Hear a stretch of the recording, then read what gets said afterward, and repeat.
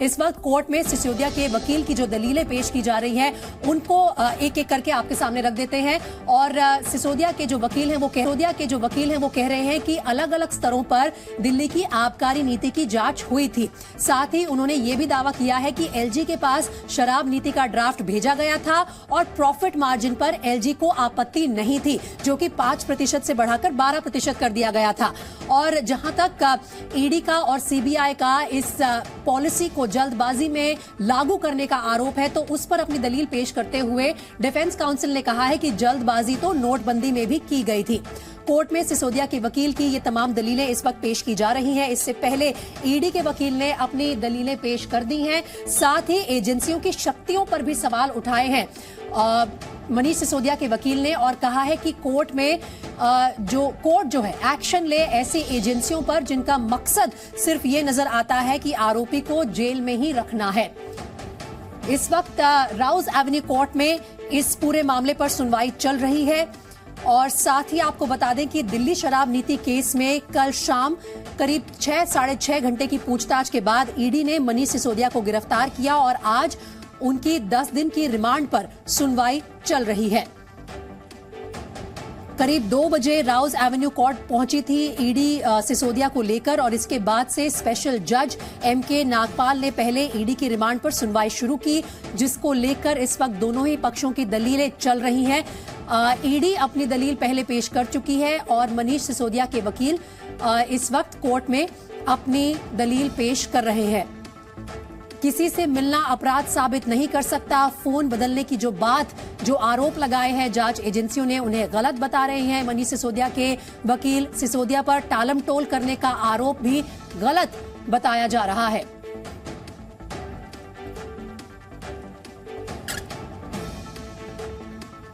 तो देखिए, दिल्ली के पूर्व डिप्टी सीएम मनीष सिसोदिया को ईडी की रिमांड की मांग पर राउज एवेन्यू कोर्ट में इस वक्त सुनवाई चल रही है और उसके दौरान ईडी के वकील और सिसोदिया के वकील ने अपनी अपनी दलीलें रखी हैं। एक एक करके आपको बता देते हैं दलीलें क्या रही हैं। ईडी की तरफ से बड़ी दलील ये है कि प्रॉफिट मार्जिन इस मामले में, इस पॉलिसी में 6% से बढ़ाकर 12% किया गया, जिस पर सिसोदिया के वकील ने अपना पक्ष पेश करते हुए कहा कि एलजी के पास शराब नीति का ड्राफ्ट गया था और एलजी को प्रॉफिट मार्जिन की जानकारी भी दी गई थी। ईडी ने कहा कि जो पॉलिसी बनाई गई उसमें गड़बड़ी की गई, लेकिन सिसोदिया के वकील का कहना है कि प्रॉफिट मार्जिन पर एलजी को आपत्ति नहीं थी जब उन्होंने ड्राफ्ट पढ़ा। ईडी ने कहा कि साउथ लॉबी ने आम आदमी पार्टी को 100 करोड़ दिए, 100 करोड़ के लेन देन का आरोप लगाया है ईडी ने। वहीं सिसोदिया के वकील ने कहा कि 1 भी रुपए की गड़बड़ी जांच एजेंसी साबित करके दिखाए। तो ये तमाम बड़ी दलीलें हैं जो इस वक्त दोनों पक्षों से पेश की गई हैं। विजय नायर मामले को देख रहा था, ये कहना ईडी का, विजय नायर का प्रतिनिधि होना सबूत नहीं है, ये दलील पेश की है मनीष सिसोदिया के वकील ने। एक बार फिर से रुख कर लेते हैं राउज एवेन्यू कोर्ट का, जहां से मेरे 2 सहयोगी लगातार हमें तमाम अपडेट्स दे रहे हैं। राजू राज और प्रमोद शर्मा दोनों इस वक्त बुलेटिन में हमारे साथ लाइव जुड़ रहे हैं। और राजू, सबसे पहले आपसे पूछना चाहूंगी, इस वक्त कोर्ट रूम में क्या चल रहा है? क्या मनीष सिसोदिया के वकील की दलीलें अब खत्म हो गई हैं? कोर्ट के फैसले का सबको इंतजार है। देखिए, मनीष सिसोदिया के वकील की दलीलें अभी भी कोर्ट में चल रही है। जो तमाम दलीलें मनीष सिसोदिया के लॉयर की तरफ से दे रहे हैं, उसमें अभी उन्होंने कोर्ट को बताया है कि आप उनके नाम के आगे जितना भी जोड़ लो, जितना भी सुनने लगा लो, लेकिन आप जो सजा है उसे आप आगे नहीं बढ़ा सकते हैं। इसके अलावा सिसोदिया के वकील ने कहा कि राजेश जोशी ने अपने बयान में एक जगह कहा था कि 30 करोड़ कैश लिया गया था और गोवा चुनाव में 5 लाख सर्वे के काम के लिए कुछ हजार रुपए लिए गए थे। यानी जो पैसे का ट्रांजैक्शन, जिस बात को लेकर लगातार जिक्र किया जा रहा था कि जो 100 करोड़ लिए गए थे उसे पंजाब और गोवा के चुनाव में इस्तेमाल किए गए थे, उस बात के लिए उन्होंने ईडी सिसोदिया के वकील कह रहे थे, राजेश जोशी ने अपने बयान में कहा था। दूसरे अलावा ईडी ने सिसोदिया की तरफ से 3 वरिष्ठ वकीलों को पेश होने पर आपत्ति जताई, क्योंकि मनीष सिसोदिया की तरफ से 3 जो सीनियर लॉयर हैं वो दलीलें रख रहे हैं, इसलिए ईडी ने इस पर आपत्ति जाहिर की है। इसके अलावा ईडी के वकील ने यह भी कहा है, अभी ईडी के वकील अपनी बात रख रहे हैं, जो काउंटर कर रहे हैं मनीष सिसोदिया के लॉयर के। ईडी के वकील ने कहा कि कई आरोपियों के लिए इतने वकील पेश हुए गए हैं और कोई बात नहीं है, लेकिन सिर्फ एक आरोपी के लिए 3 वकीलों के पेश होने के लिए हमें आपत्ति है। तो जिस बात का मैं जिक्र कर रहा कि मनीष सिसोदिया की जब इस पर सुनवाई चल रही है तो 3 सीनियर वकील अपनी बातें रख रहे हैं, इसे लेकर ईडी ने आपत्ति जाहिर की। इसके अलावा सिसोदिया के वकील ने कहा कि अगर गोवा चुनाव में आपको पैसे देने की बात विजय नायर की तरफ से कही गई है तो इसमें सिसोदिया कहां है? तो कहीं ना कहीं विजय नायर के पाले में बॉल फेंका जा रहा है मनीष सिसोदिया के लॉयर की तरफ से, उसमें मनीष सिसोदिया का कहां जिक्र है?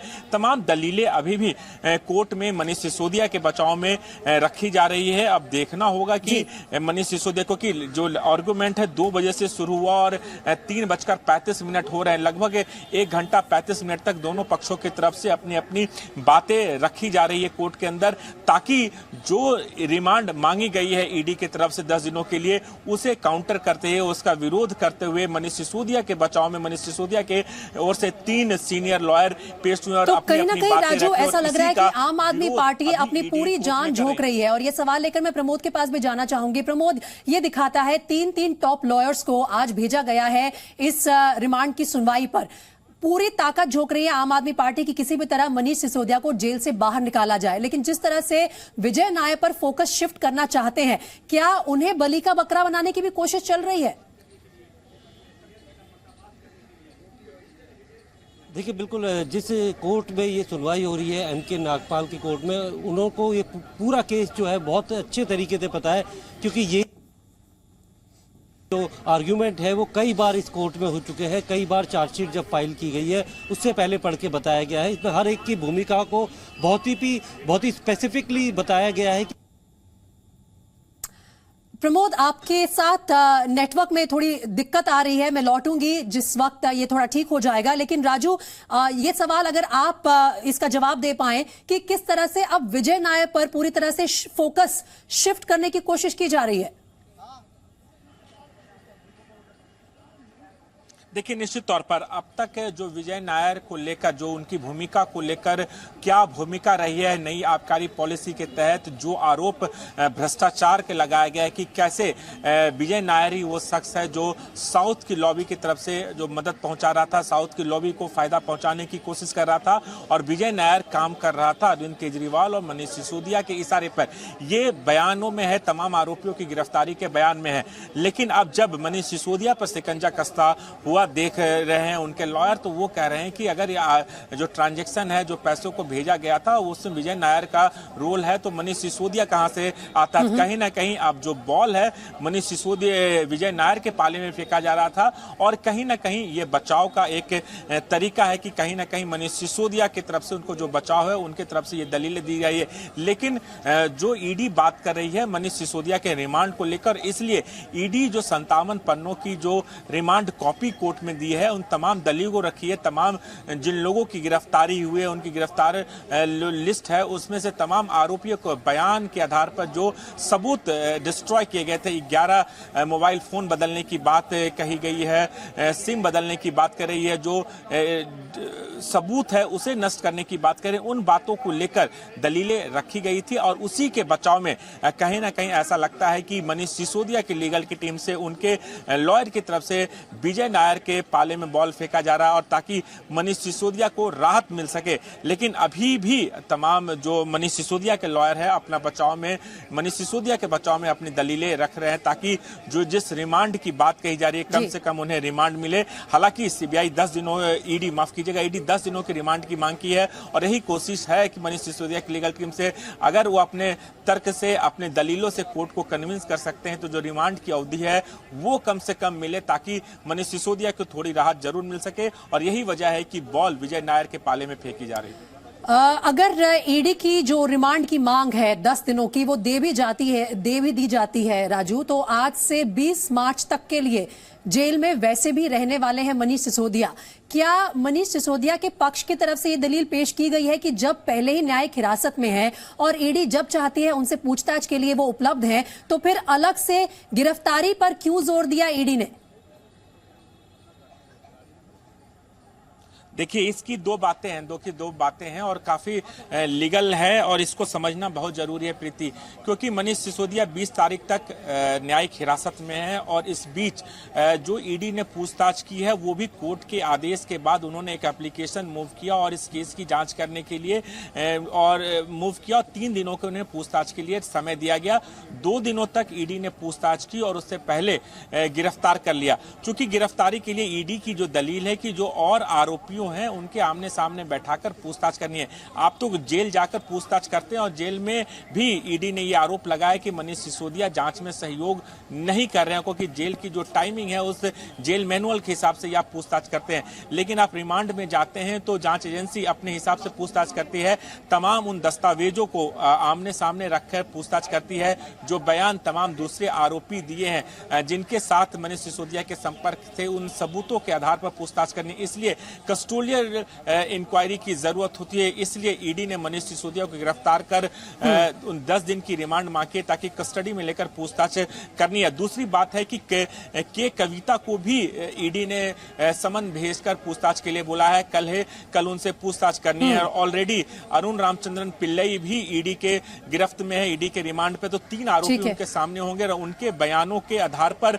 भी सीबीआई उनको आमने सामने बैठाकर पूछताछ कर सकती है। पॉइंट्स को आधार बनाकर ईडी 10 दिन की रिमांड मांग रही है मनीष सिसोदिया। क्या बने रहिए राजू हमारे साथ, कुछ और ब्रेकिंग इनपुट्स आ रहे हैं। सिसोदिया मामले पर बीजेपी का निशाना एक बार फिर से रविशंकर प्रसाद का बयान सामने आया है और उन्होंने कहा है कि 2 से 12% कमीशन कैसे हुआ, सिसोदिया को जवाब देना पड़ेगा। ये जो सवाल भाजपा से किया जा रहा है मोदी जी से, इसका कोई मतलब नहीं है।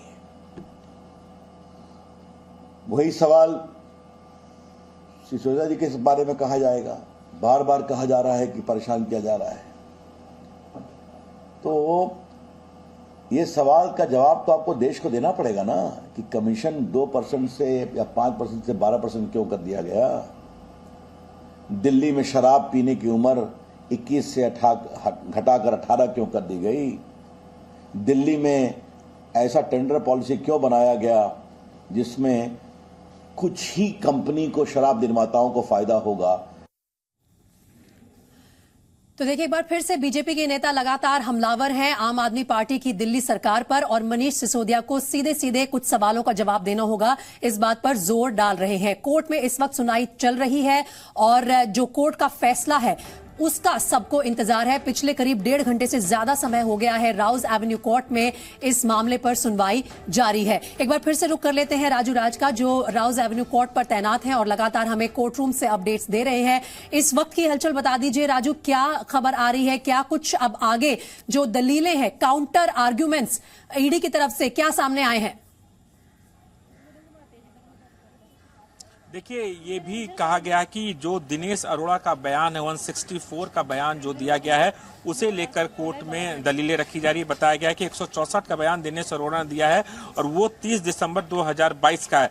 जिस दिन ये बयान की बात कर रहे हैं उस तारीख के अगले दिन ही दिखाई गई है, यानी अगले दिन की तारीख दिखाई गई। दूसरी बात है कि सिसोदिया की तरफ से सिद्धार्थ अग्रवाल ने कहा है कि फरवरी 2021 में दिनेश अरोड़ा ने बताया था उसके पास सार्थक नाम से लाइसेंस उसके पास और उसको ट्रांसफर करवाना है, सिसोदिया से उसको लेकर बात करो। और विजय नायर ने इस पर कहा था कि शराब नीति को लेकर सिसोदिया से कोई बात नहीं कर सकते हैं। यानी दिनेश अरोड़ा जो इस पूरे मामले में सरकारी गवाह हैं, उनके बयान का जिक्र अभी किया जा रहा है कि उन्होंने जो 164 का बयान दिया था, क्योंकि दिनेश अरोड़ा इस पूरे मामले में सरकारी गवाह के तौर पर हैं, इसलिए उनके बयान का जिक्र किया जा रहा है ताकि मनीष सिसोदिया को राहत मिले। और इसीलिए मनीष सिसोदिया की तरफ से जो सीनियर लॉयर हैं सिद्धार्थ अग्रवाल, वो इस बात को उठा रहे हैं और उस बयान पर भी सवाल खड़े कर रहे जो दिनेश अरोड़ा के द्वारा दिया गया।